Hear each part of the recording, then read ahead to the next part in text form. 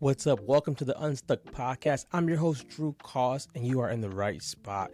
This is where we discuss real life, real problems with real people. You're going to get unstuck. Now, while you're at it, make sure you subscribe and share this with a loved one. Let's get ready to get unstuck. Okay, I'm coming in hot like Andy Menino, whatever his name is. So this is not my lane, but I've been asked to talk about dating. Now, I'm married, but people ask me questions about dating, and I'm going to do an episode just to answer some questions from my viewpoint. Welcome to the Unstuck Podcast. I'm your host, Drew Koss, and while you are listening, do me a favor. Go subscribe so that we can keep helping more people and keep giving you raw and unfiltered information for your soul and your life. Pre-warning, I'm in the middle of some chores, and the lioness is loose. Aaliyah is somewhere, and if she comes down, you guys know she'll be grabbing the mic. So let's get into it. So someone asked the question, is there any more good men out there? Oh my gosh. I don't think the world is short of good men. I don't think the world is short of good women.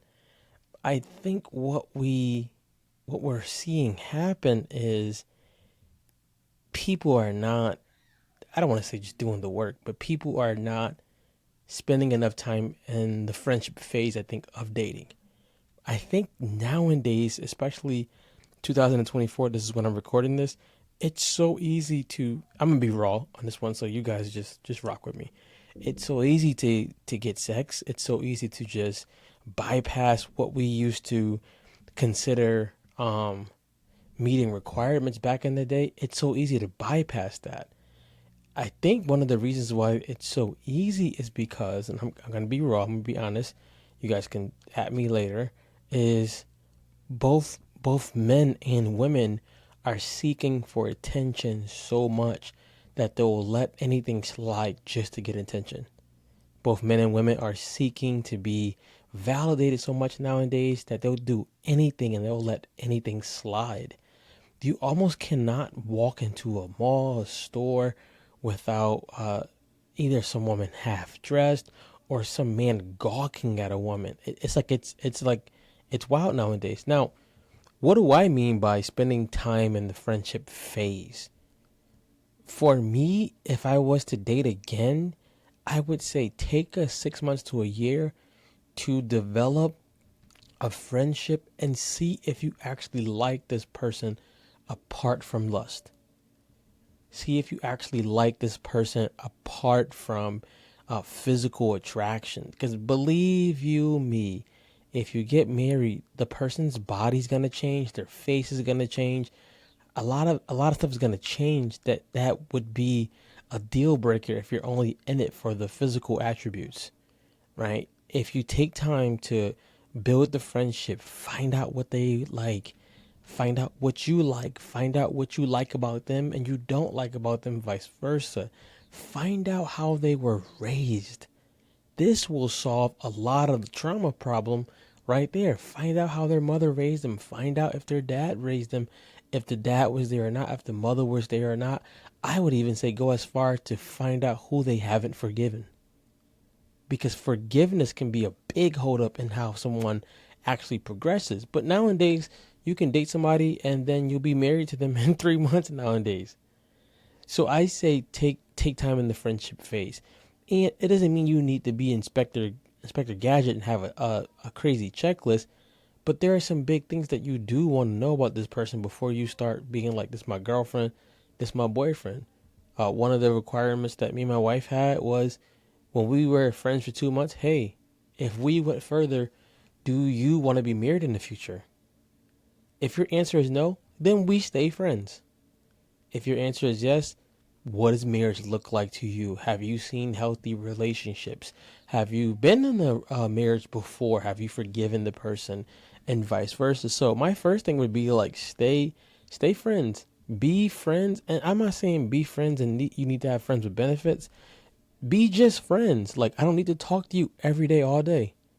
I don't need to be calling you every day, all day. I don't need to be taking every meal that I have with you all day, every day. I don't have to do that. And when you do that, you start dating the person quicker than you need to be. So the friendship is the first one. The second one is have put your cards on the table. If you're friends, it's a lot easier for a friend to say things that they're struggling with than it is somebody you're dating, because you're all trying to be perfect for that person that you're dating. Let's say my cards is, hey, what do you do when you get mad? What do you do when you get disappointed? What do you do when you don't get things that you want? I would even go as far as to say, like, hey, what's your biggest struggles? What are some things that you're fearful of? Now, somebody single might be saying, Drew, that's too much. That's too much. I'd rather you get into a relationship and it be healthy and get into a relationship and it lasts than you get your heart broken in 4 months. Friendship is first. Second one would be putting the cards on the table. Who are you really? Who are you?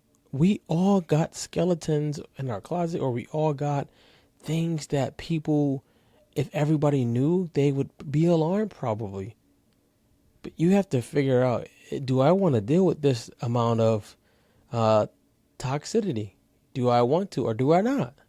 That's going to be your choice. But if you have this upfront conversation, it's a lot easier letting a friend go than letting somebody go that you've dated, and now you figure out, like, this is not happening. Now I got my heart broken. Friendship first, put the cards on the table. Number 3, get a healthy perspective on what dating to be married, if that's your choice, or if that's your goal, what that really means. We have this reason that if we're 40 and up, we're supposed to be married. We're supposed to have kids. That's not necessarily true. There are people who shouldn't have kids at the time of their lives because they're not mature enough. There are people who shouldn't be dating because they're not ready to be dating. The time doesn't matter. Like we think like this biological clock means I need to go ahead and just get anybody and settle. What you end up doing when you do that is you get yourself broken. You get your heart broken a lot. I need to have a healthy perspective before I get into it, or be working on this perspective as I get into it, or else I'm going to have this mindset of what I think it should be, and the mate may have a completely different idea. The mate may see things so differently, and you're the one that's like, hey, we're supposed to be married at month 6, and this person could be like, I didn't say anything about marriage. We're not even dating. I'm not even your man. I'm not even your girl. We remember back in the day when someone would say, like, so what are we? when when people do that, they probably, if you have to ask, so what are we? You're probably not dating. That's probably what it is. You're probably not dating. You're probably literally just fooling around. And as crazy as that sounds, like, I would rather you have some answers up front. I'd rather you have some reasons to pick up front, some reasons to slow down up front. What's the rush? Rushing to date usually ends up turning into a nightmare ready to happen. A nightmare for real.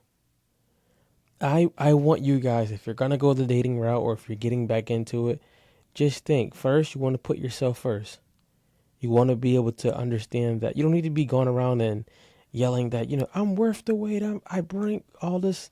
You don't need to be out here gassing yourself up and out here letting people know who you are with this attitude. First, just heal. That's coming from a place that you're not healed yet. If you go heal, I guarantee you don't need to be showing people or telling people everything that you bring to the table. Just bring yourself to the table, or bring the table. Sorry, I got a little stirred up right there. Sorry. I want you to have a better way of dating. Now, what I do teach people how to podcast. If that's something that you would love to do, to share your message, to have a better way and better structure for your content, definitely visit us. Go www.drewcost.com. We do individual sessions, group sessions, all of those. We can help you start your podcast, launch it, and grow your podcast. And I would love to hear your views on your topics and your messages. But if you're thinking about dating, take consideration to what I said. I'm not a relationship expert. I'm not. I'm just a man with 2 kids and a wife, and I love getting people unstuck. I would say go ahead and consult a relationship coach, but the literal, what I'm seeing in today's age, you guys probably hear Aaliyah yelling. What I'm seeing in today's age is getting raggedy. It's getting messy, and people are getting their hearts broken back and forth because they're not just having any rules to even like follow. They're just doing whatever, whenever, and then mad. And I can't understand, like, okay, if you don't have any expectations and you not be doing any work on your part, how can you just expect like the most amazing outcome? That's not going to happen. That's not going to happen. So if you got questions, hit me up in the comments. Make sure you guys go subscribe to this so that we can keep helping more people. Other than that, guys, be good, be great. I'm out of here. I cannot say thank you enough for listening to this episode.